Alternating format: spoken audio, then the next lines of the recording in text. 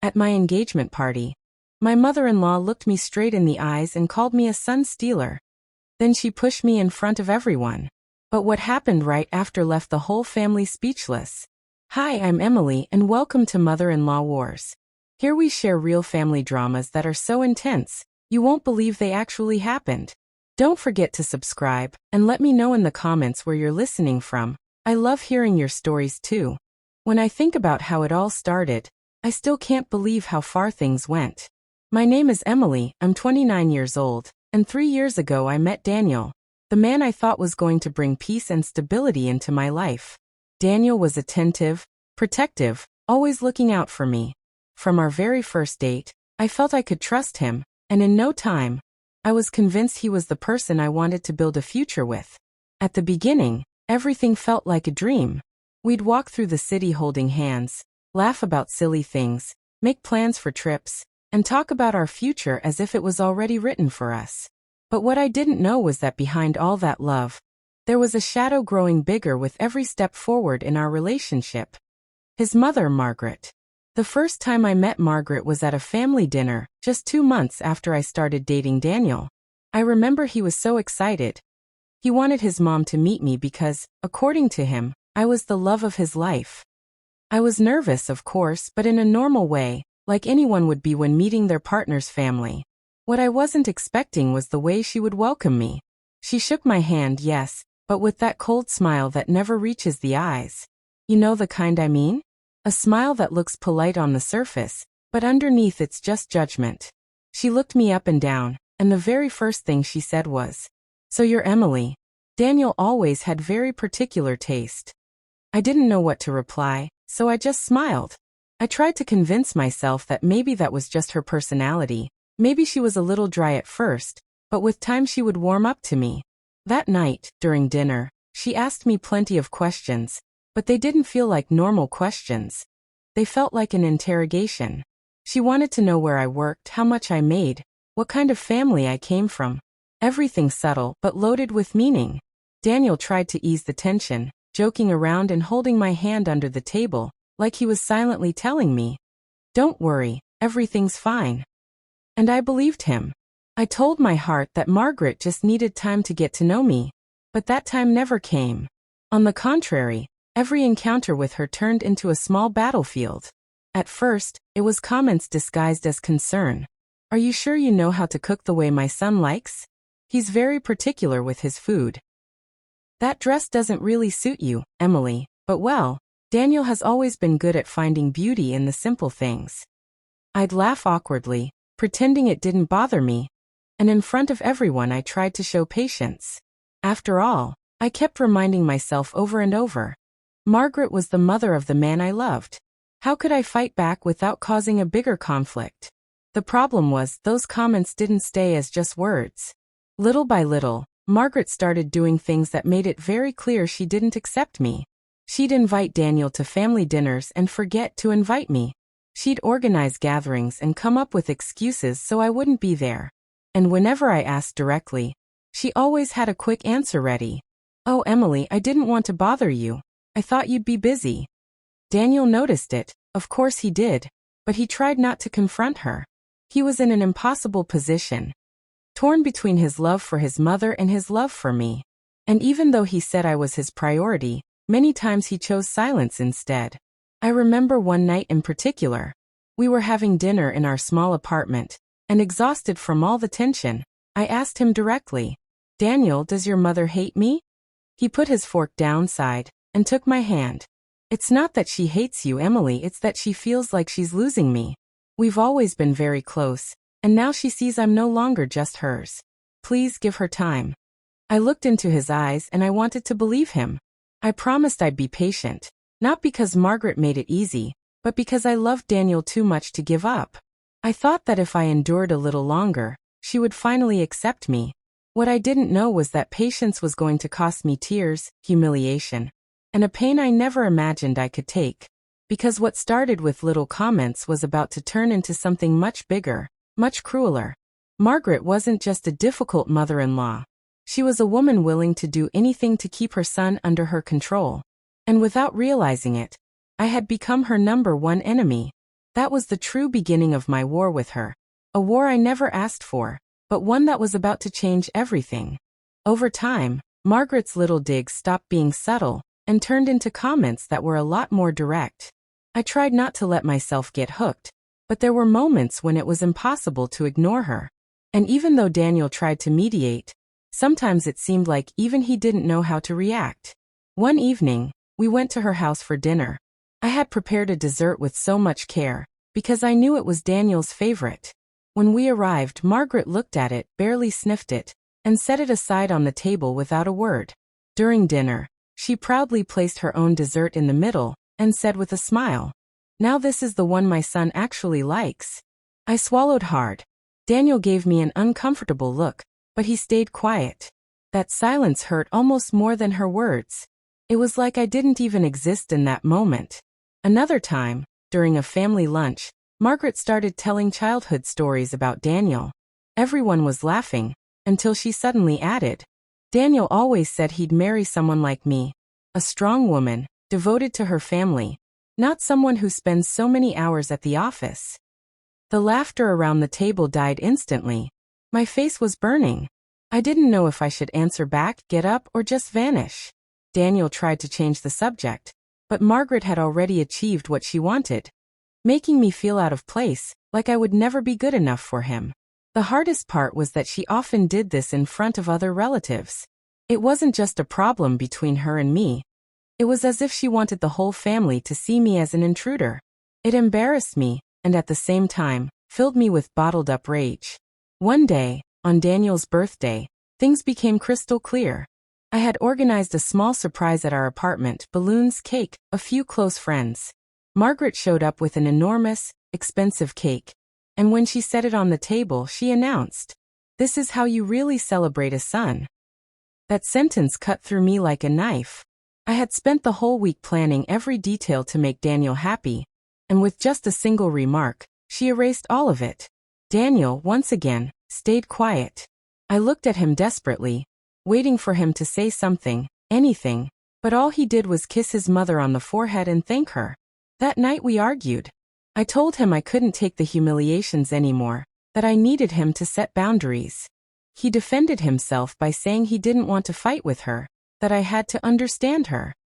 Through tears, I asked him, "And who's supposed to understand me?" He didn't answer. He just hugged me and repeated that he loved me. I loved him too. And that was the only reason I was still there, enduring the unbearable. But things kept getting worse. Margaret started using a phrase that hurt me more than all the others. Whenever she had the chance, with sarcasm or with a mocking tone, she called me a son stealer. She said it like a joke, but there was nothing funny about it. "Oh, Daniel, are you coming over this weekend, or is your little son stealer not letting you? Look at her, taking him away like he belongs to her. That girl stole you, my son." Everyone laughed nervously, not sure how to react. I pretended it didn't get to me, but inside I was breaking. It was a cruel nickname, unfair, and the worst part was that Daniel never stopped her. That name, son stealer, became a kind of stamp she used every time she wanted to remind me that in her eyes, I would never be enough. And each time I heard it, I felt like I had a little less strength left. What I didn't know was that very same phrase, spoken out loud in front of everyone, was about to become the spark that would light a fire I could never put out. With time, I started to realize these weren't just harmless jokes or random comments. Margaret enjoyed seeing me uncomfortable. It wasn't accidental, it was intentional. And the worst part was, she always made sure there was someone else around to witness it. I remember so clearly a lunch at her parents' house. There were uncles, cousins, even neighbors who stopped by. I was helping set the table when Margaret, in her loud voice and fake playful tone, said, "Emily always rushes in the kitchen, right, Daniel? But of course, no woman cooks like his mother." The entire table laughed awkwardly. I forced myself to smile, but inside, I had a knot in my throat. What could I say without sounding defensive or like the difficult daughter-in-law? So I chose silence, even though what I really wanted was to scream. That afternoon, when we got home, I couldn't hold it anymore. I asked Daniel, "Do you honestly not notice what your mother does? Do you really not see how she treats me?" Daniel sighed, ran his hand through his hair, and gave me the same line as always. Emily, you know how she is. She doesn't mean it like that. But I couldn't believe that anymore. There were too many examples, too many words laced with poison for me to think they were accidents. What hurt the most was that nickname, Sun Stealer. That became her favorite weapon. At first, she whispered it like a joke, but with time she said it louder, more confidently, even in big gatherings. I pretended to laugh, but every time I heard it, it felt like a piece of my dignity was being ripped away. One time, after another scene like that, I locked myself in the bathroom and cried silently. I looked at myself in the mirror with swollen eyes and asked, what did I ever do to deserve this? Why does she hate me so much when all I've done is love her son? I was scared to admit it, but I was starting to feel like Margaret didn't just dislike me. She wanted me out of their lives. And if she could, she'd do it in the cruelest way possible. The situation started to affect me personally. At work, I couldn't focus, because her words kept replaying in my head. At night, I stayed awake, thinking about every comment, every look, the way Daniel refused to defend me. It was like I was standing alone in the middle of an invisible war. And yet, no matter how much it hurt, I still believed I could endure it. I told myself that my love for Daniel was worth it, that eventually he would open his eyes and draw a line with his mother. I didn't want to give up, because giving up felt like letting Margaret win. What I didn't realize was that all those small wounds, one after another, were about to explode at the worst possible moment. And that nickname, Sun Stealer, would stop being just a cruel joke and turn into the weapon she'd use to try to destroy me in front of the entire family. Nothing cut deeper than that nickname, Sun Stealer. The first time Margaret said it, people laughed nervously, like maybe it was just a bad joke. But the more she used it, the clearer it became. It wasn't a joke at all. It was a label, a weapon she sharpened every time she wanted to remind me that I was the outsider, the woman who had taken her son away. At first, I tried to brush it off. I'd smile, pretend I didn't care. I'd even roll my eyes like it didn't get to me. But inside it was eating me alive. Every time those words came out of her mouth, I felt a piece of me shrink. Daniel. God, Daniel never stopped her. That was the part that broke me the most.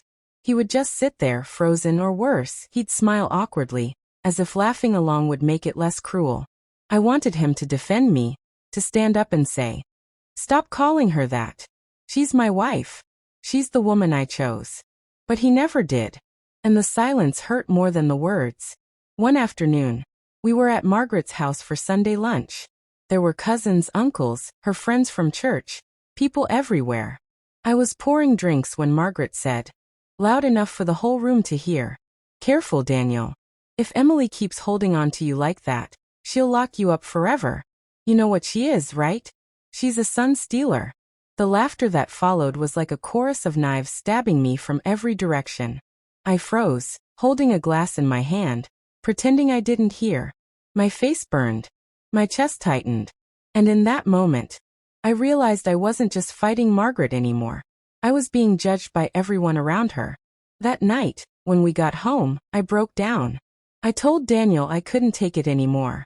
I begged him, please tell her to stop. Just once, defend me. Show her that you see me as your wife, not as some thief. He sat on the edge of the bed, ran his hands through his hair, and said the words I dreaded. Emily, you have to understand, that's just how she is.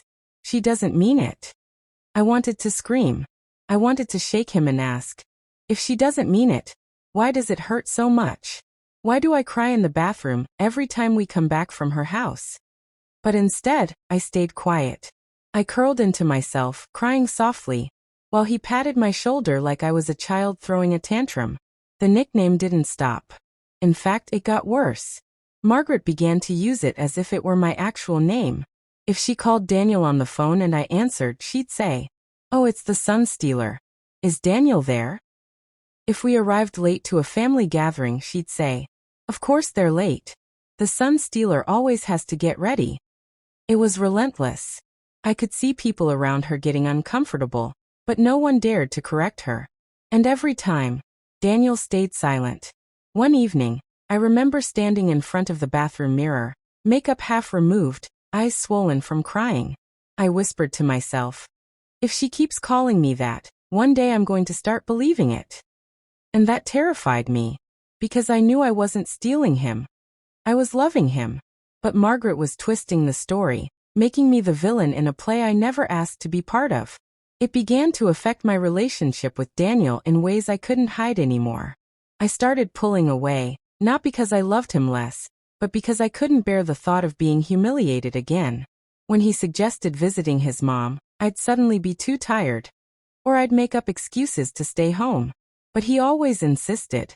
Emily, she's my mother. We can't just avoid her. Avoid her. If only he knew how much I wanted to avoid her. But love makes you endure things you swore you never would. And I loved him too much to walk away. The breaking point came during another family gathering. Margaret had been drinking, and her words were sharper than usual.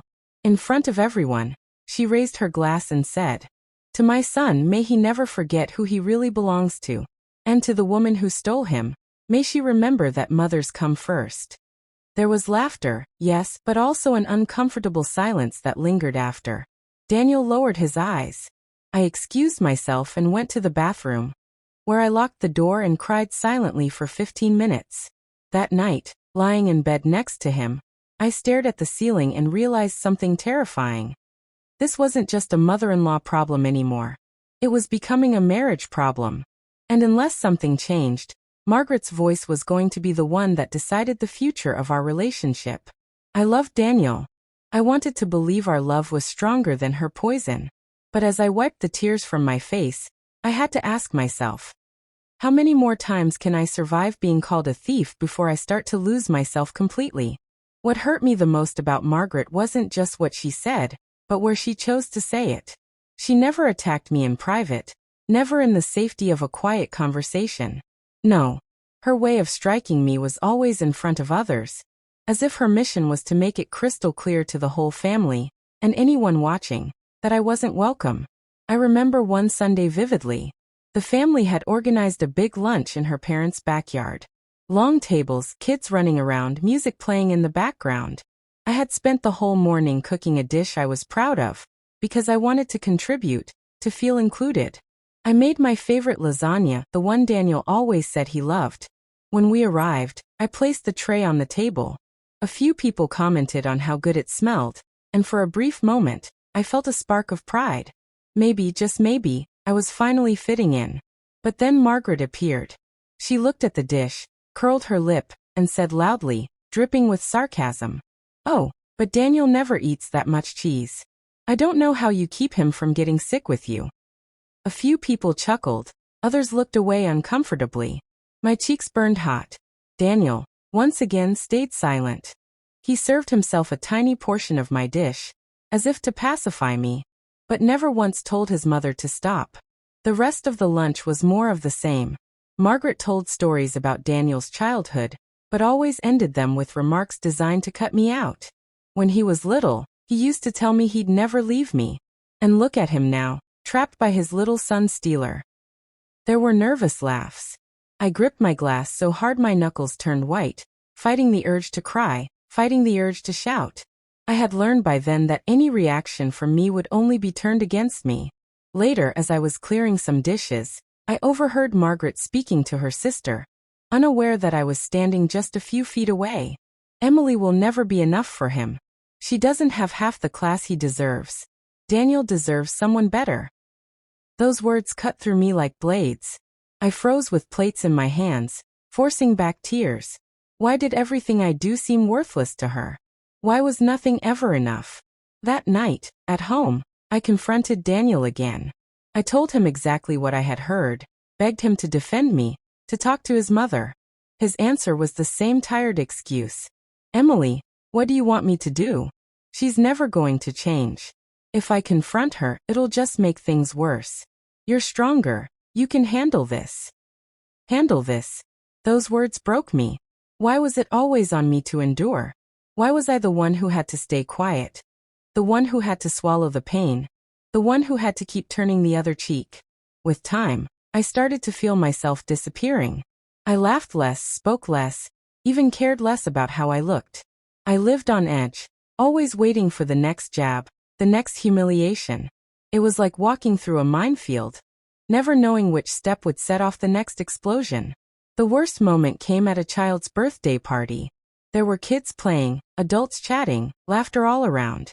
Everything seemed light and easy, until Margaret, with a glass of wine in her hand, came up to me.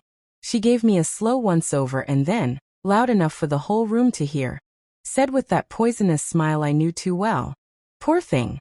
Don't you realize the only thing tying Daniel to you is habit? Because honestly, sweetheart, a thief never keeps the treasure forever." The silence that followed was brutal. Nobody laughed. Nobody said a word. The air itself seemed to cut like glass. I froze, my heart pounding so hard I swore everyone could hear it. Daniel was just a few steps away. He looked at me, dropped his gaze, and said nothing. That was the first time I truly felt abandoned. That night, I cried until I couldn't anymore. And as the tears soaked my pillow, I asked myself a question I never thought I'd dare.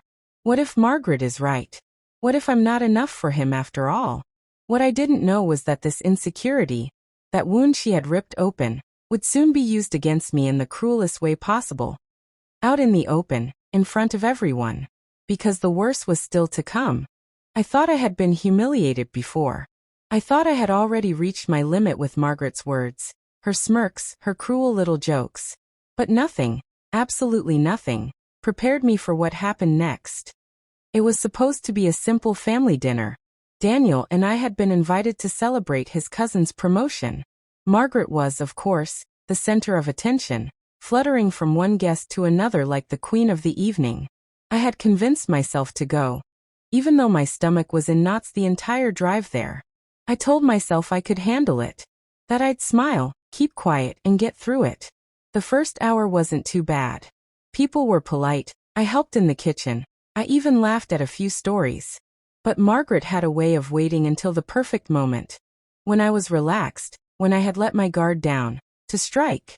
We were all gathered around the long dining table when she began. "Daniel, do you remember that girl you dated in college? The one who wanted to be a teacher? She was such a sweet girl. Everyone thought she was perfect for you." The room fell silent. I felt dozens of eyes flicker between me and Daniel. My throat tightened. Daniel shifted uncomfortably, forcing a small smile. "Mom, that was a long time ago." But Margaret didn't stop. She leaned back in her chair, crossed her arms, and with a smile dripping in poison said, "Well, at least she didn't steal you away from your family." The words hit like a slap. My hands trembled under the table. I looked at Daniel, begging him with my eyes to say something. Anything, but he just lowered his gaze. I wanted to scream. I wanted to stand up and leave. But my body froze, as if every nerve was locked in place. Around me, people laughed nervously, others looked away. I felt small, invisible, like a ghost haunting a family that never wanted me there. And then it happened. Margaret leaned forward, staring at me with that sharp, mocking gaze, and said loudly enough for the entire table to hear, "You know what she is? She's nothing but a son stealer. A thief. That's all she'll ever be." Something in me snapped. I put my fork down with a clatter, my hands shaking. "Enough," I whispered, barely recognizing my own voice. But Margaret wasn't done. She chuckled, as if my pain were entertainment, and reached for her glass of wine. "Oh look, the thief finally speaks." I felt tears welling in my eyes. I tried to hold them back, but the dam broke. Hot tears spilled down my cheeks in front of everyone. I wanted to disappear, to sink through the floor. And then the unthinkable. As I stood up to excuse myself, Margaret stood too, blocking my way. She smirked, leaned closer, and in a voice loud enough for everyone said, "Running away already? What kind of wife does that? Unless, of course, you're guilty of what I've been saying all along." She placed her hand on my shoulder and gave me a shove. It wasn't hard enough to knock me down, but it was firm, humiliating, intentional. The gasp that filled the room was deafening. Chairs scraped against the floor as people stood. For a moment, everything was frozen. My heart hammered in my chest, my breath shallow. Daniel's face was pale, his mouth open, but no words came out. I wanted him to defend me, to finally shout at her, to tell her she had gone too far. But he just stood there, frozen, Silent. The silence in that room was louder than any scream. My humiliation was complete. I wiped my tears with trembling hands and whispered, almost to myself, I can't keep living like this. Some of Margaret's relatives looked horrified. Others just avoided my eyes. No one spoke up. No one told her she was wrong. It was me against her, and at that moment, it felt like the whole world had chosen her side. That night in the car, Daniel tried to speak. Emily. But I couldn't let him. I raised my hand, cutting him off. Don't say anything. Your silence tonight said it all. The drive home was long, quiet, suffocating. I stared out the window, watching the city lights blur through my tears, and realized something devastating. Margaret had managed to push me into a corner, and if nothing changed soon, she was going to succeed in breaking me completely. The gasp that echoed around that dining room still haunts me. It wasn't just shock. It was judgment, pity, curiosity all rolled into one heavy silence. For a moment, no one moved. I stood there trembling, tears streaking my face, while Margaret sipped her wine like nothing had happened. People started whispering. Some shifted uncomfortably in their chairs. Others glanced at Daniel as if waiting for him to step in. But he didn't. He just sat there, pale and frozen, like a boy who didn't know what to do. My heart cracked a little more with every second he stayed silent. Finally, one of Margaret's sisters coughed loudly and said, trying to break the tension, well, accidents happen. Let's just sit down and continue. Accident. That word made my stomach twist. What had just happened was no accident. Margaret had pushed me, on purpose, with intent. And everyone knew it. But nobody had the courage to call it what it was. I couldn't stay another minute. My legs carried me toward the door almost without me realizing it. I heard whispers behind me, the clinking of glasses, the uneasy shuffle of chairs. I didn't look back. I couldn't. Daniel followed me out.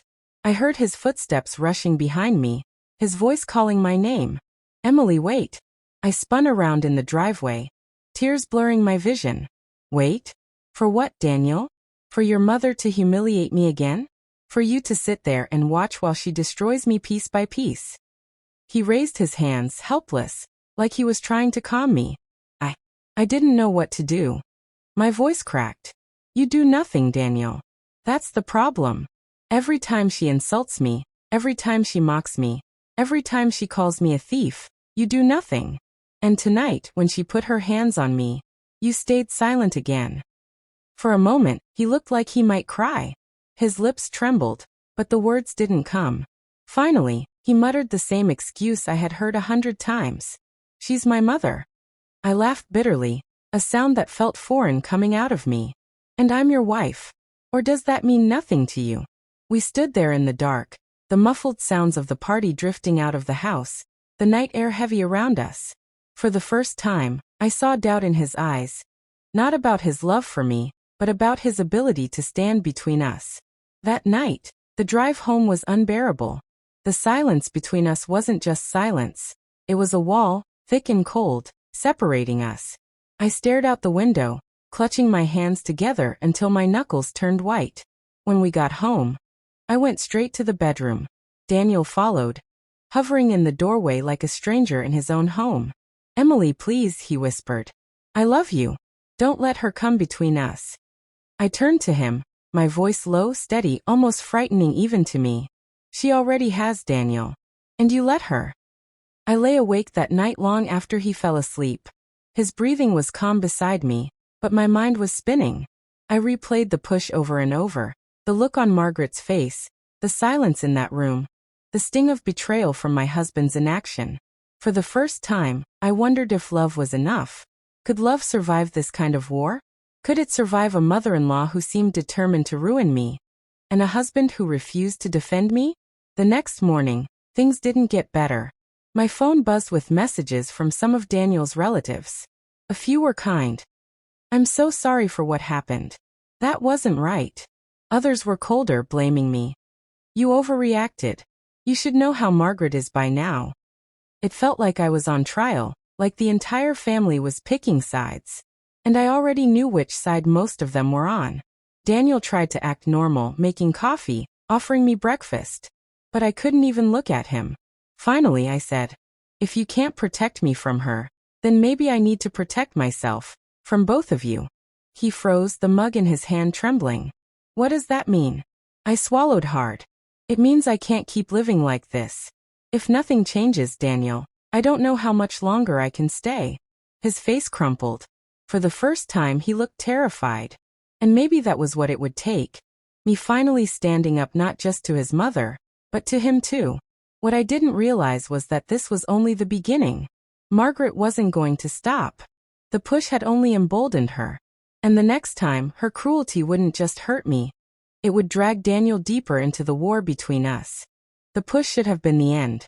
Any sane person would have realized they had gone too far. But not Margaret.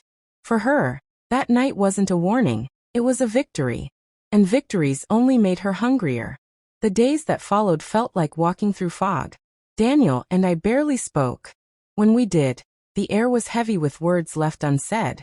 I was furious at him, heartbroken by his silence, but I also couldn't stop loving him. That made it worse. Love made me weak. Then the phone calls started. Margaret called Daniel every day, sometimes twice. I overheard snippets. I can't believe she embarrassed you like that. She's trying to separate you from your family. Don't let her control you, Daniel. You're my son. You belong here. Her words crawled into our home like poison gas.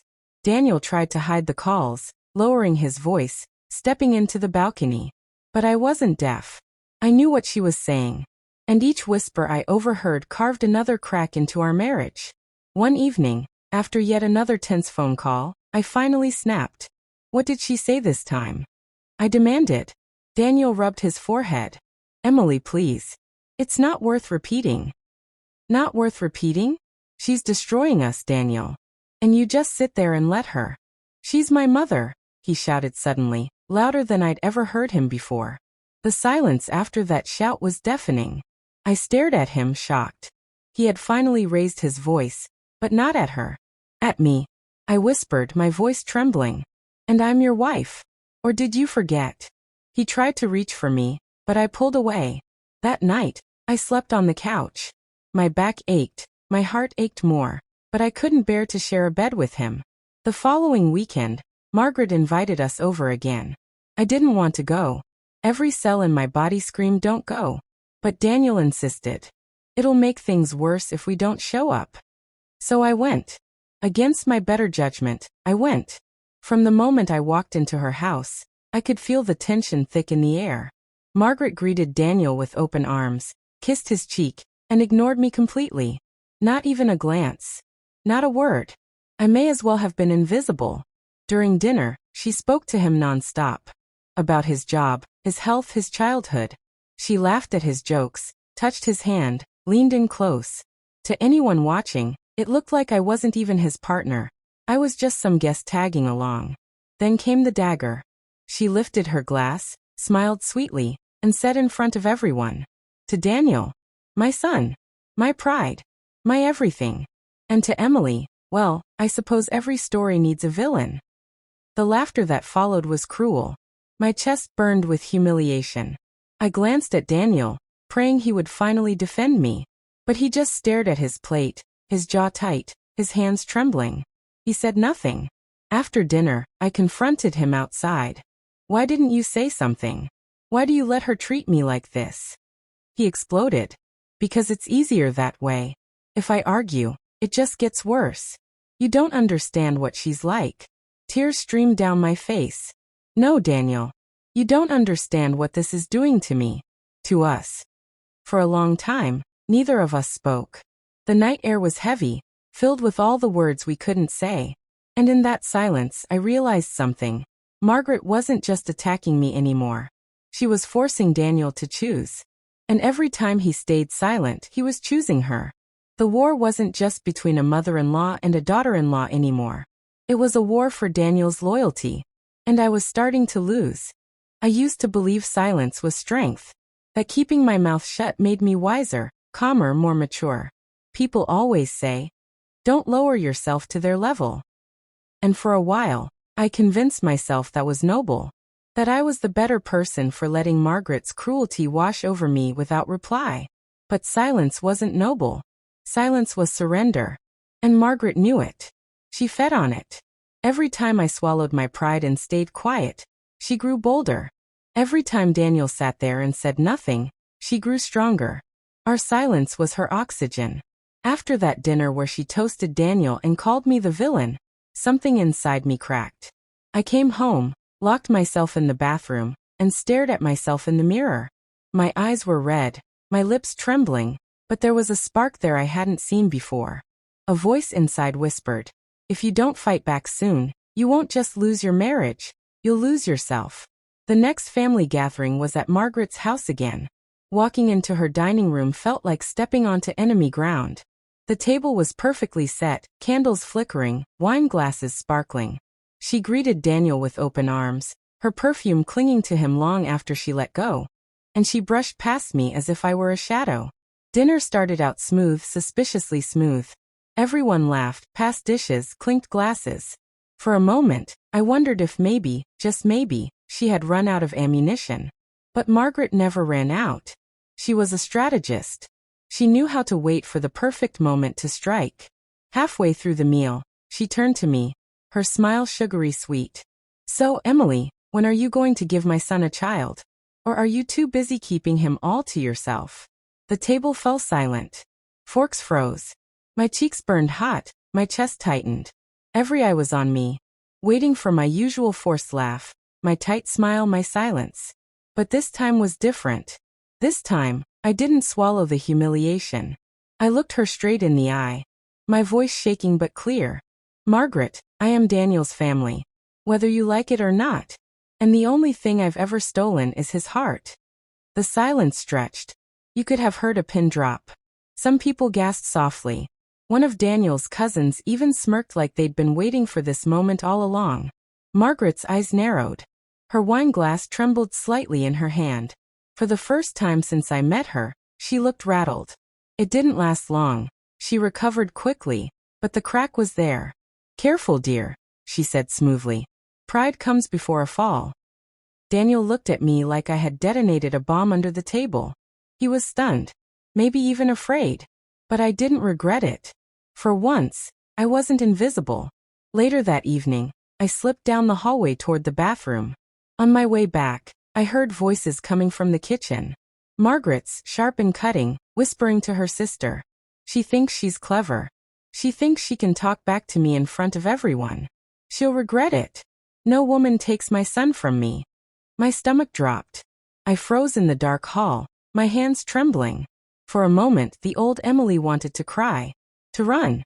But then the new Emily, the one who had just stood her ground at that table, straightened her back and kept walking. That night, at home, Daniel confronted me. "Why did you answer her like that? You're only making it worse." I snapped. "Worse? Daniel, how much worse can it get? She calls me a thief, a villain, humiliates me in front of everyone. And you sit there and let her. If you won't defend me, then I'll defend myself." His face fell. He looked lost, like a child caught between two parents. His silence this time wasn't just cowardice, it was choice. From that night forward, I changed. I stopped pretending. When Margaret made a jab, I answered calmly but firmly. When she excluded me from conversations, I raised my voice and included myself. I wasn't cruel, but I wasn't her doormat anymore. The family noticed. Whispers started. A few people even gave me supportive looks, subtle nods that said, "Finally." But Margaret noticed too. And she hated it. She slammed her hand on the table once, raised her voice, snapped at me in front of others. Her mask was slipping. The more I stood up for myself, the more unhinged she became. And the more unhinged she became, the more the family started to question her. For once, I wasn't the only one under the microscope. But I knew one thing for certain. This war was far from over. Margaret wasn't the kind of woman to back down. And I wasn't the same woman who used to stay silent. Lying in bed that night, Daniel asleep beside me, I stared at the ceiling and whispered into the dark.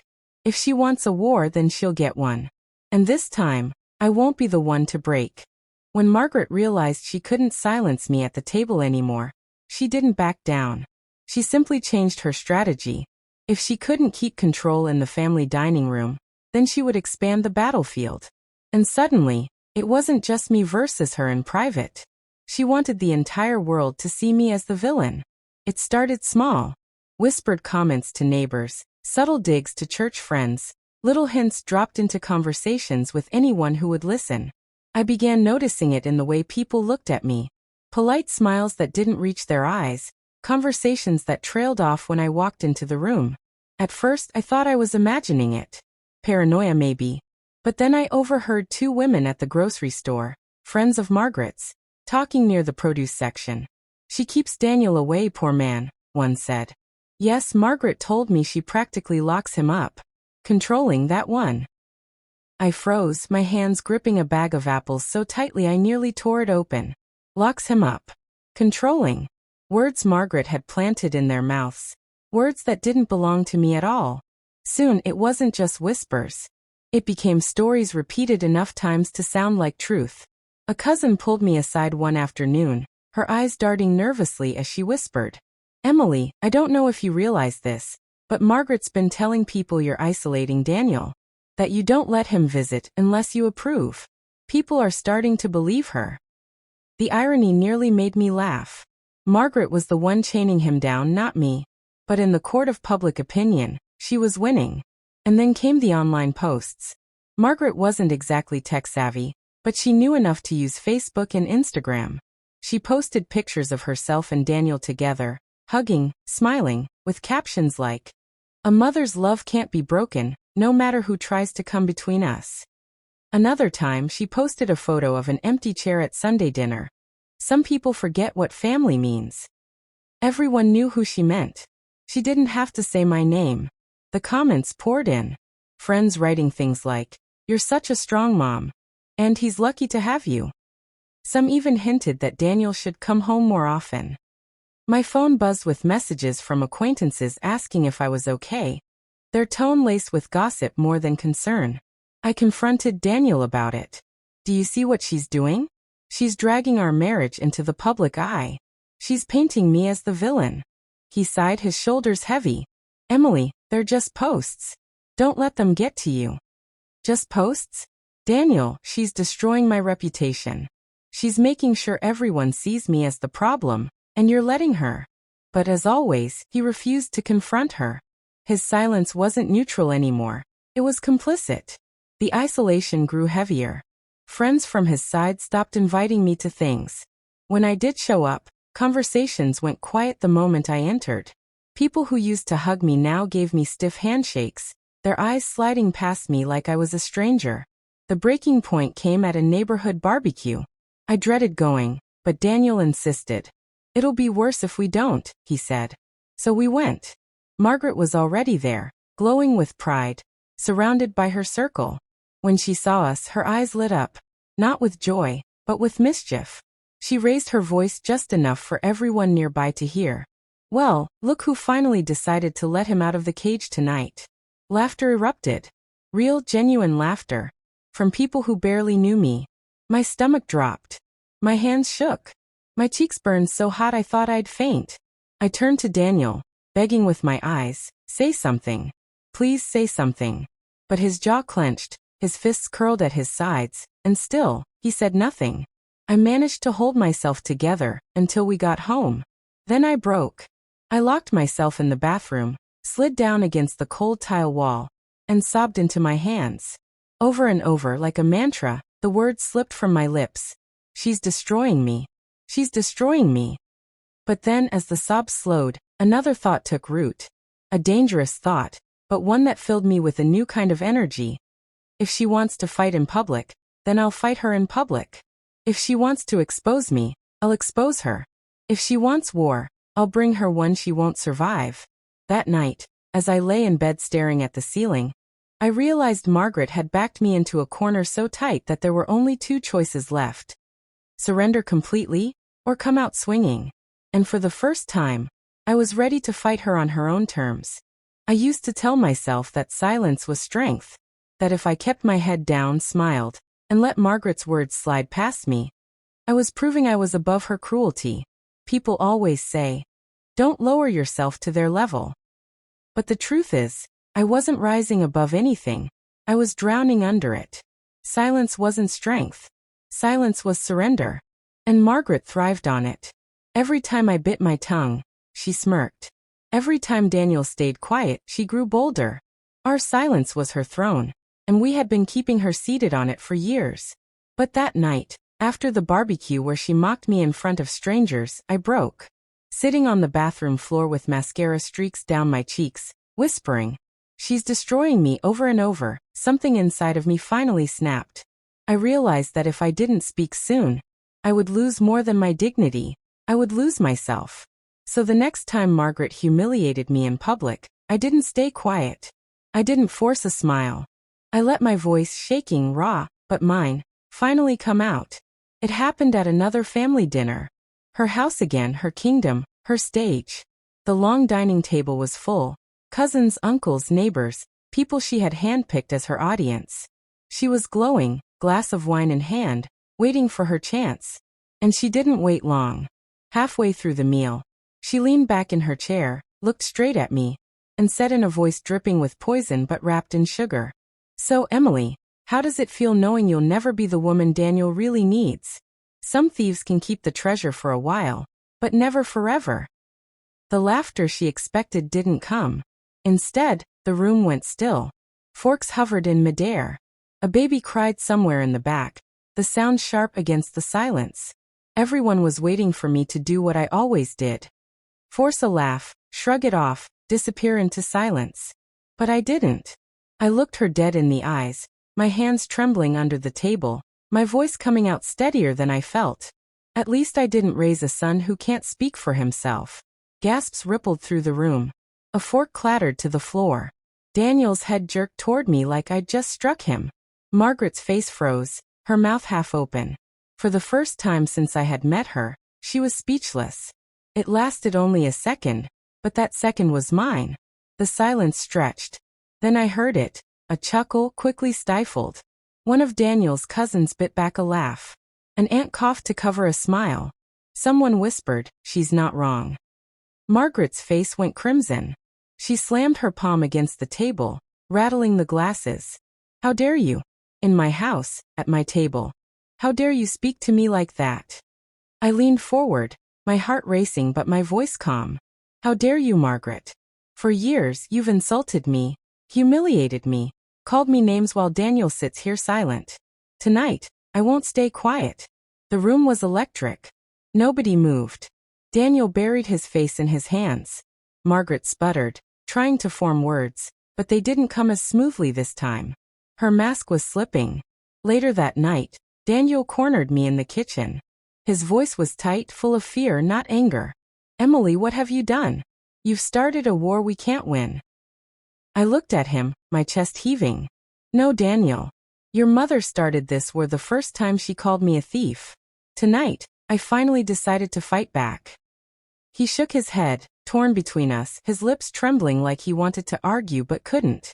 When we got home, the silence was unbearable. He sat on the couch, staring at the floor. I stood at the window, staring into the dark. My reflection in the glass looked like a stranger. Eyes sharp, jaw set, shoulders squared. I whispered to myself, barely moving my lips, "She's not going to win. Not this time." Because that night, something had changed forever. Margaret had lost her monopoly on words. My voice had finally entered the battlefield. And once it was out, there was no putting it back. If I thought speaking up at Margaret's dinner table had changed things, I was right. But not in the way I hoped. She didn't retreat. She didn't pause to reconsider her cruelty. Instead, she prepared her next attack with even more precision. Margaret always wanted an audience, and this time she chose the biggest one possible. Daniel's cousin's wedding. The church was beautiful that day. Stained glass windows glowed with evening light. The bride looked radiant. And I actually allowed myself to feel at peace for a moment. Weddings always made me emotional. The vows, the music, the hope that love could conquer everything. For just a little while, I let myself believe in that again. But Margaret was there, dressed like she was auditioning to be the mother of the bride herself. Jewelry glittered on her wrists, her gown was far too elaborate for a guest, and her lipstick shone like a battle flag. She smiled at everyone, laughed loudly, and every so often her eyes flicked toward me with a glint that said, "Wait. Your turn is coming." At the reception, the air was full of chatter and music. Tables overflowed with food, glasses clinked, people danced. I tried to enjoy it, to pretend we were just another happy couple at a family celebration. For a brief moment, I succeeded. Daniel and I even laughed together at something one of his cousins said, and I felt almost normal. Then Margaret struck. We were seated at a long table near the front, close enough to the dance floor that everyone could see us. She leaned forward, her wine glass in hand, and with a voice perfectly pitched to be overheard, she said, "Daniel, doesn't it feel strange? Watching someone else get married? Especially when you know your own marriage is already falling apart." The words landed like a slap. Conversations at nearby tables faltered. My throat tightened, my fork froze in midair. I turned to Daniel, whispering, begging him, "Please, say something." But his lips pressed into a thin line. He said nothing. Margaret smirked, clearly emboldened by his silence. She raised her glass high. "I wonder how long it will last, Daniel. After all, she only stole you. And stolen things never stay." Gasps rippled through the table. Heads turned. People whispered. Something inside me snapped. My chair scraped loudly against the floor as I stood up, my hands trembling, my voice rising louder than I expected. "Enough, Margaret. Enough. I am not a thief. I am Daniel's wife. And if our marriage is struggling, it's because you've poisoned it every single day since we met." The entire hall went silent. The bride's father looked horrified. The DJ froze mid-song. Dozens of faces stared at me, their eyes wide, some in shock, some in pity, some almost approving. My chest heaved. Tears burned hot in my eyes, but my voice was strong. Margaret stood too, her face twisted with rage. She pointed a shaking finger at me, her voice sharp and shrill. "How dare you embarrass me in front of my family? You think anyone here respects you? You are nothing but a..." She grabbed the back of my chair and, with a sudden shove, pushed it hard. It toppled backward, crashing against the floor. Gasps filled the air. Someone screamed. A glass shattered nearby. For a heartbeat, the world tilted sideways. I stumbled, catching myself against the edge of the table, my heart pounding like it might explode. All eyes were on us now. The bride covered her mouth in shock. Her mother clutched her arm. Whispers spread like wildfire. And Daniel, my husband, he just sat there, frozen, silent. I looked at him through blurred tears, begging him with my eyes, "Please stand up. Please tell her to stop. Please defend me." But nothing came. His silence was deafening. I straightened slowly, brushing off my dress, forcing myself to stand tall though my knees shook. My voice cracked as I spoke, but I didn't care. "Do you all see it now? Do you finally see what she does to me?" No one answered. Some averted their eyes. Some looked at Margaret with doubt for the first time. But most stayed silent, unwilling to choose sides. The humiliation was complete. But beneath it, buried deep, something else began to burn. Anger. Pure searing anger. Not just at Margaret, but at Daniel too. Because his silence wasn't just cowardice anymore. It was betrayal. That night, lying awake beside him, staring at the ceiling with tears crusted on my cheeks, I whispered to myself, "She thinks she's won. But if this is war, then she hasn't seen anything yet." The strangest part wasn't the push itself, it was the silence that followed. For a few surreal seconds, the music kept playing, the lights kept twinkling, and the guests sat frozen in their seats, forks and glasses suspended in midair. It was like the entire room had forgotten how to breathe. Then reality caught up. The band faltered, the melody died away, and whispers rose like a wave breaking against the walls. Someone gasped. Someone else muttered, "Did that just happen?"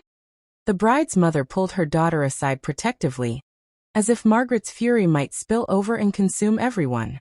I stood there trembling, tears stinging my eyes, my hand gripping the edge of the table for balance. A server darted forward to clean up the shattered glass near my feet, his eyes deliberately avoiding mine. Nobody wanted to make contact, to acknowledge the spectacle that had just unfolded. Daniel finally spoke, his voice thin and weak. "Emily. Just my name. No defense. No outrage. No declaration that what had just happened was wrong. Just my name, spoken like I was a wounded animal he didn't know how to help. I turned to him, hope clawing at my chest, waiting for the words I'd been begging for all along. Don't touch my wife. Stop humiliating her. Enough. But the words never came. His lips stayed pressed in that tight, miserable line. Margaret, meanwhile, stood tall. Her face flushed but triumphant. She lifted her glass as though nothing had happened, as if pushing me in front of everyone was just another move in her playbook. A woman I barely knew, a cousin of the bride I think, touched my arm gently. Are you okay? She whispered. That tiny slice of kindness almost undid me. I nodded quickly, afraid that if I opened my mouth, the sobs would pour out. The bride's father stepped forward, his voice low but firm. This is a wedding. Please, let's not turn it into a circus. His eyes flicked toward Margaret for just a second, sharp as a knife. But she ignored it, taking another sip of wine as though she were untouchable.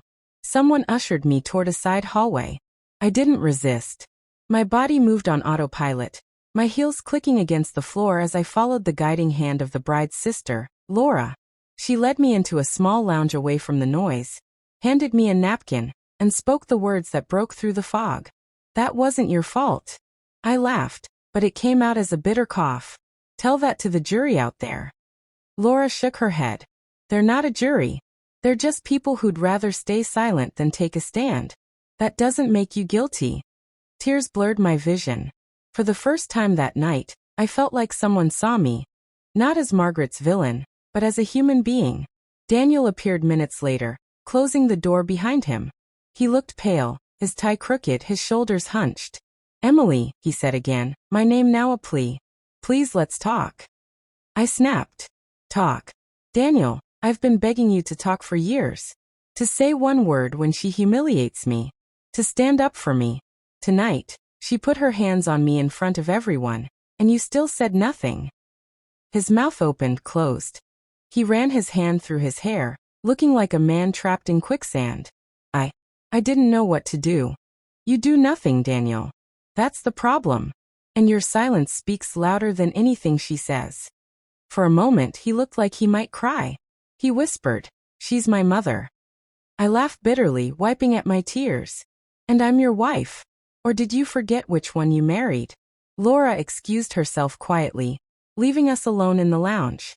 The muffled sound of music drifted in from the reception, proof that the party was carrying on, even as my marriage teetered on the edge. Daniel sank onto the arm of the sofa, his hands dangling uselessly. I should have stood up, he said finally. But the words were in the past tense, and they cut deeper because of it. You should have, I said softly. But you didn't. Later that night, as we left the reception, I felt every pair of eyes on me. Guests whispered behind their hands, phones discreetly pointed in our direction. In the world we lived in, nothing truly happened until it was recorded, shared, dissected. And I knew, without even checking, that somewhere, someone already had footage of Margaret pushing me. When we reached the car, Margaret was outside by the curb, her arms crossed, her face calm in a way that chilled me. She wasn't ashamed. She wasn't afraid. She was rewriting the story already, rehearsing how she would spin it. I'll take a cab, she announced coldly, her voice dripping with disdain. Enjoy your little rebellion. She turned on her heel, her sisters trailing behind her like loyal soldiers, and disappeared into the night. Daniel opened the car door for me. A small gesture. Too small. Too late. But it was something. The drive home was suffocating. Streetlights passed in blurs. His hands gripped the wheel so tightly his knuckles were white. Finally, he whispered, I'll talk to her tomorrow. I'll set boundaries. I turned to him, exhausted.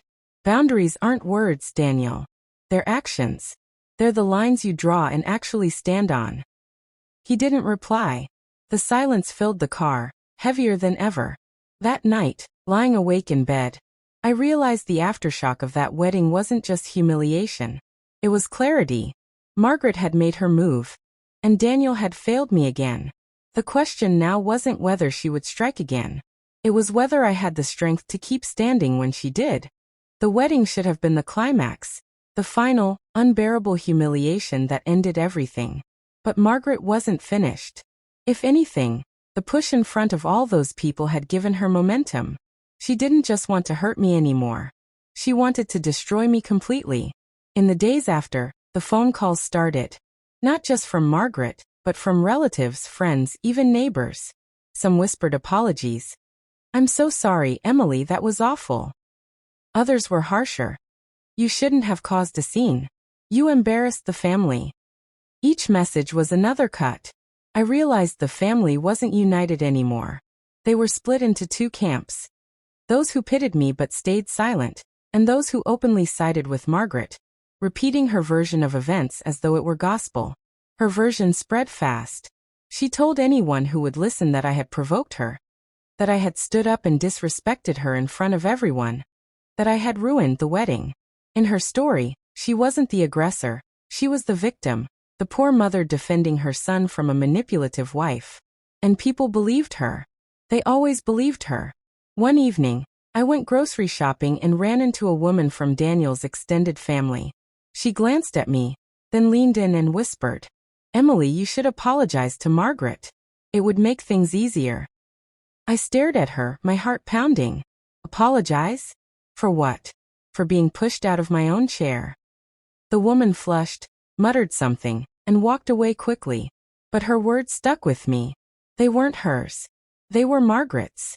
And it meant Margaret's narrative was winning again. At home, things were no better. Daniel and I barely spoke.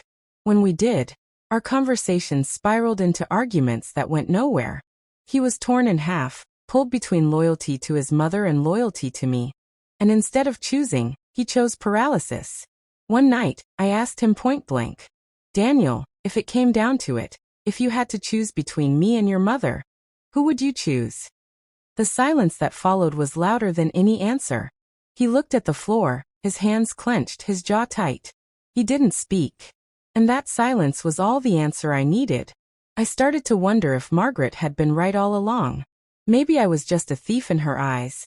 Someone who had stolen him temporarily. Someone who would eventually be pushed out. Maybe she had known it from the start, and was just biding her time until I broke. But the truth was I wasn't broken yet. I was angry, furious, and the anger kept me standing. I began to think about leaving. Not because I wanted to give Margaret the satisfaction, but because I couldn't keep living like this. Waking up every day bracing for the next humiliation, the next whisper, the next betrayal of silence from the man I loved. One evening, I packed a small bag. Just clothes, my journal, and a photo of my parents. I sat on the edge of the bed, staring at it, waiting for Daniel to notice. When he did, his face went pale. "Emily," he whispered, "what are you doing?" "I don't know," I said honestly. "But I can't keep doing this. I can't keep fighting your mother alone while you watch." He dropped to his knees in front of me, grabbing my hands. His eyes were desperate, filled with tears. "Please don't leave. Please. I'll fix this. I promise." I searched his face, looking for proof that this time would be different. But promises are easy. Actions are what matter. I pulled my hands back. "Then prove it, Daniel." Not with words. Not with apologies whispered in the dark. Prove it in front of her. Prove it in front of them. He nodded, but I could see the fear in his eyes. He wasn't ready. Maybe he never would be. That night, lying awake, I realized the war had reached its peak. Margaret had divided the family. She had poisoned my reputation. She had turned my marriage into a battlefield. The only question left was, would Daniel finally stand beside me? Or would I walk away alone? The days after the wedding felt like walking through rubble after a bomb had gone off. Nothing looked the same. Nothing sounded the same. My phone wouldn't stop buzzing. Texts, voicemails, social media notifications. It was like Margaret had detonated the explosion. And now everyone wanted to weigh in on the wreckage. Some messages were kind. "I saw the video. What she did was wrong. You don't deserve that." Others were colder. "You embarrassed yourself. Families have disagreements, but you don't air them in public." The cruelest ones came from anonymous accounts online, echoing Margaret's favorite insult. Son stealer. Homewrecker. Villain. She had managed to spread her version far and wide. To her, I wasn't just the outsider anymore. I was the enemy. She had cast me in her story as the wicked wife, and she told it so often, so convincingly, that people started to believe it. At family gatherings, the divide was obvious. Some relatives hugged me tighter, whispered encouragement in my ear. "Stay strong, Emily. We see what she's doing." Others barely acknowledged me, their eyes sliding past me as if I didn't exist. A few avoided me altogether, choosing Margaret's side without hesitation. The war headlines now. Everyone knew where they stood. And Daniel was stuck in the middle, paralyzed. One evening, I overheard him on the phone with his mother. His voice was low, tired, pleading. "Mom, you can't keep doing this. You went too far at the wedding."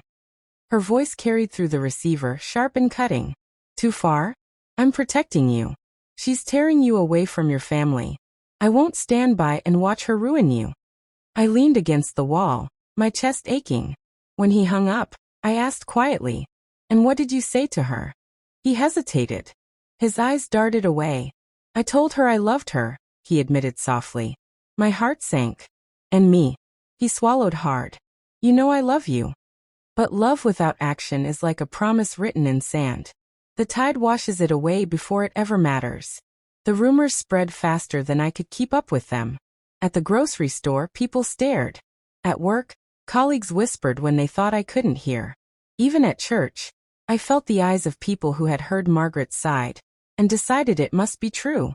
I began to feel like a ghost in my own life, haunted, judged, unwanted. My strength was slipping. Every insult, every whisper, every silent dinner with Daniel chipped away at me.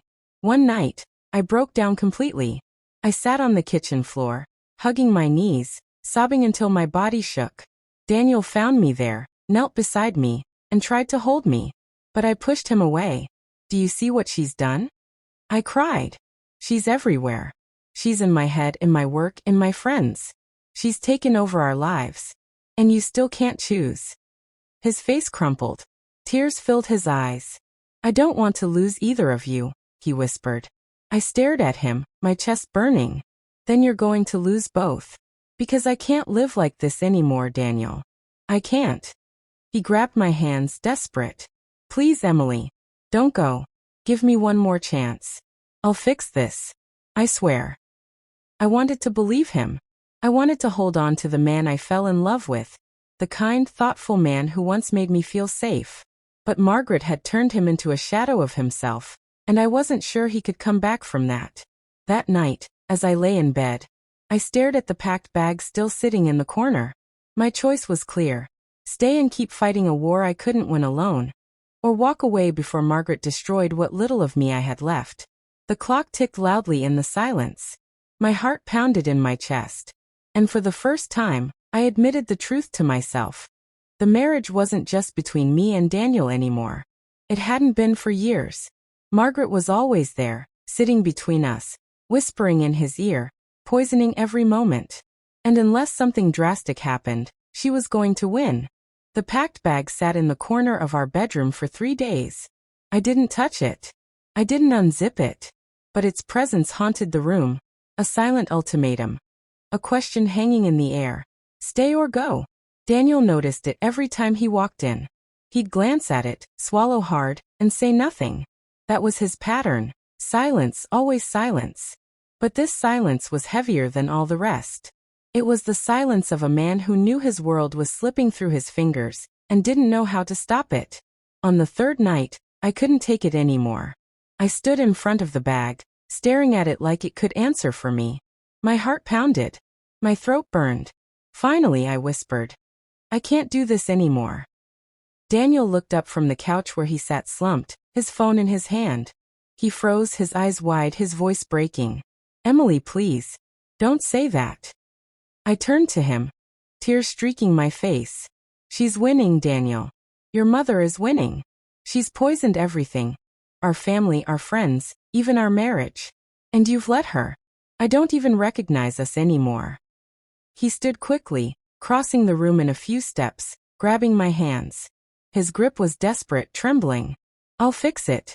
I'll do whatever it takes." I'll cut her off if I have to. I shook my head. You've said that before. Words aren't enough. I need actions, Daniel. I need to know that when she humiliates me, you stand by me. That when she lies about me, you defend me. That when she tries to erase me, you fight for me. He dropped his forehead to mine, his tears hot against my skin. I love you. Please don't leave. And I loved him too. That was the cruelest part. I loved him with every piece of me, but love wasn't enough to survive Margaret's war. The next morning, Margaret called. I didn't have to hear the words to know what she said. Her voice carried through the speaker, sharp and dismissive. So she's still there? Daniel, you're letting her hold you hostage. You can do better. You can come home. Daniel's face twisted in agony. His knuckles whitened as he gripped the phone. And then finally, something broke inside him. His voice came out louder, firmer, steadier than I'd ever heard. No, Mom. This is my home. With Emily. If you can't respect that, then you can't be part of our lives anymore. Silence. A beat. Then Margaret's bitter laugh echoed through the phone. We'll see how long that lasts, she spat and hung up. Daniel set the phone down like it weighed 100 pounds. He looked at me, eyes red, chest heaving. I meant it, he whispered. I can't lose you. Not to her. I wanted to believe him. I wanted that moment to be the turning point. The line drawn in the sand that Margaret could never cross again. But deep down, I knew battles like this don't end in one phone call. They linger, they smolder, they resurface. Still, it was something. For the first time, Daniel had chosen me out loud. In public. Against her. I walked to the bag in the corner, zipped it closed, and slid it back under the bed. Not gone, not forgotten, but hidden. For now. Because the truth was, this wasn't a fairy tale. Margaret wasn't going to change. She would always try to claw her way back into our marriage. There would be more fights, more whispers, more battles ahead. But I wasn't the same woman who had stayed silent for years. I wasn't her victim anymore. The moral of it all? Silence doesn't protect you. It destroys you. And the moment you find your voice, the world shifts. Even if only a little. Margaret might never respect me.